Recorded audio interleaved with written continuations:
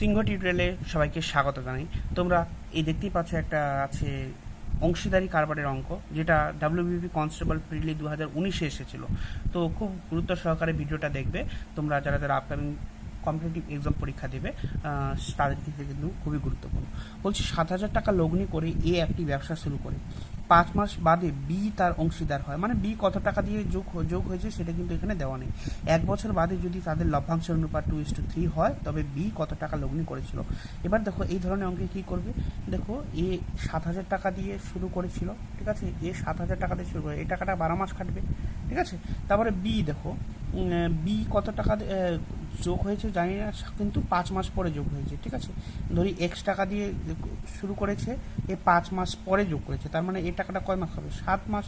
7 5 12 হয়, 7 মাস কাটবে, ঠিক আছে। এই অনুপাতটাই বলে দেওয়া আছে, আমরা যেটা অনুপাত বের করলাম ওটা বলে দেওয়া আছে 2:3।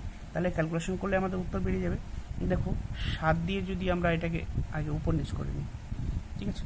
উপর নিচ করে নিই, উপরে হবে 7,000 ইন্টু 12, নিচে হচ্ছে এক্স ইন্টু 7, আর এদিকে 2/3 হয়ে যায়।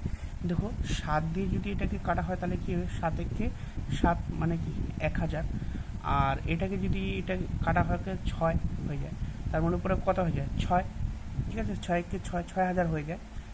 তারপরে 6,000 দিব, নিচে এক্স, আর এদিকে উপরে কিছু না, মানে 1 3, তাহলে কোনাকুনি গুণ করলে এক্স, আর এদিকে 3 6 18, ঠিক আছে। মানে 18,000 টাকা দিয়ে কিন্তু শুরু করেছিল বি।